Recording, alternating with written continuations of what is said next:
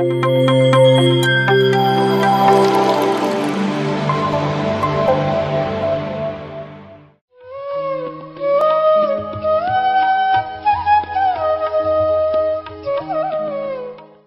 ಮೊದಲಿಗೆ ನಮ್ಮ ಗುರುಗಳಾದ ಡಾಕ್ಟರ್ ಸುಭಾಷ್ ಪತ್ರಿಜಿಯವರಿಗೆ ಹೃದಯಪೂರ್ವಕ ಧನ್ಯವಾದಗಳು. ಸ್ವರ್ಣಮಾಲಾ ಪತ್ರಿ ಮೇಡಮ್ಗೂ ಧನ್ಯವಾದಗಳು. ನನ್ನ ಹೆಸರು ಶೋಭಾ ವೆಂಕಟೇಶ್ ಅಂತ. ನಾನು ಬೆಂಗಳೂರಿನಲ್ಲಿದ್ದೀನಿ. ನನ್ನನ್ನು ಮೊಟ್ಟ ಮೊದಲಿಗೆ ಧ್ಯಾನಕ್ಕೆ ಪರಿಚಯ ಮಾಡಿಸಿದಂತಹ ನಮ್ಮ ಚಿಕ್ಕಪ್ಪನ ಮಗಳಾದ ಉಷಾಗೆ ಧನ್ಯವಾದಗಳು. ನಮ್ಮ ಮೊಟ್ಟ ಮೊದಲ ಗುರು ಮೀನಾ ಮೇಡಮ್ಗೂ ಧನ್ಯವಾದಗಳು. ಮೀನಾ ಸುಧೀರ್ ಅವರೇ ನಮ್ಮ ಗುರುಗಳು. ಅವರಿಂದಲೇ ನಾನು ಧ್ಯಾನಕ್ಕೆ ಬಂದಿದ್ದು. ನಾನು ಧ್ಯಾನಕ್ಕೆ ಬಂದು 3 ವರ್ಷ 9 ತಿಂಗಳಾಯಿತು. ನನಗೆ ಬೇಕಾದಷ್ಟು ಅನುಭವಗಳಾಗಿದೆ. ಅನಾರೋಗ್ಯದಿಂದ ನಾನು ಧ್ಯಾನಕ್ಕೆ ಬಂದೆ. ಅನಾರೋಗ್ಯ ಸಮಸ್ಯೆಯು ನಿವಾರಣೆಯಾಗಿದೆ. ನನಗೆ ಬೇಕಾದಷ್ಟು ಗಣೇಶನ ದರ್ಶನವಾಗಿದೆ, ಲಿಂಗದ ದರ್ಶನ, ಏಸು ಕ್ರಿಸ್ತ, ಪತ್ರಿ ಸಾರ್ದು ಎಲ್ಲರದು ದರ್ಶನ ಆಗಿದೆ. ಪೌರ್ಣಮಿ ಧ್ಯಾನ 1 ವರ್ಷ ರಾತ್ರಿ ಪೂರ್ತಿ ಧ್ಯಾನ ಮಾಡ್ತಾ ಇದ್ದೆ. ರಾತ್ರಿ 9 ಗಂಟೆಗೆ ಕುತ್ಕೊಂಡು ಬೆಳಗ್ಗೆ 5-6 ಗಂಟೆವರೆಗೂ ಧ್ಯಾನ ಮಾಡ್ತಾ ಇದ್ದೆ.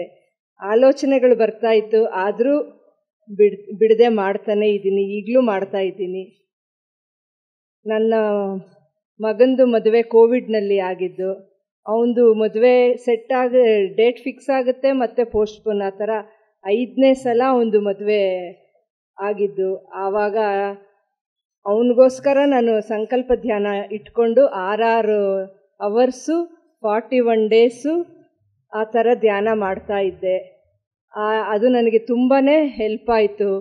ಅವನ ಮದುವೆ ಅಷ್ಟೇ ನಿರಾಯಾಸವಾಗಿ ನಡೀತು. ತುಂಬ ಸಂತೋಷವಾಗಿದ್ದಾರೆ. ನನ್ನ ಮಗಳದು ಮದುವೆ ಅಷ್ಟೇ ಮನೆಯಲ್ಲೇ, ಕೋವಿಡ್ ಟೈಮಲ್ಲೇ ಅವಳದು ಮದುವೆ ಆಗಿದ್ದು.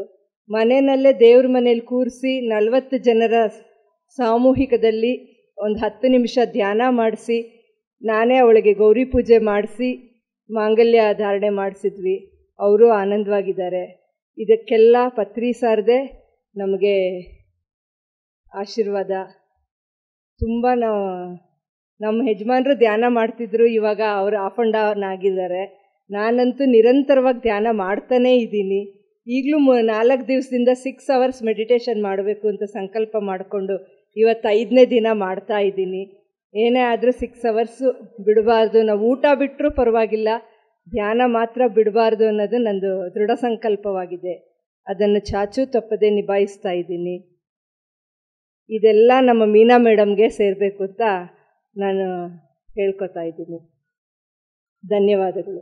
Thank you. PMC Kannada channel ಅನ್ನು ಲೈಕ್ ಮಾಡಿ, ಶೇರ್ ಮಾಡಿ, ಸಬ್ಸ್ಕ್ರೈಬ್ ಮಾಡಿ ಮತ್ತು ಮಾಡಿಸಿ.